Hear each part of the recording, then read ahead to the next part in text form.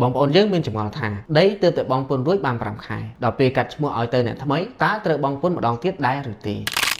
ចម្លើយគឺត្រូវបងផងនិងមិនបាច់បងផងតោះមកស្ដាប់ការពន្យល់ទាំងអស់គ្នា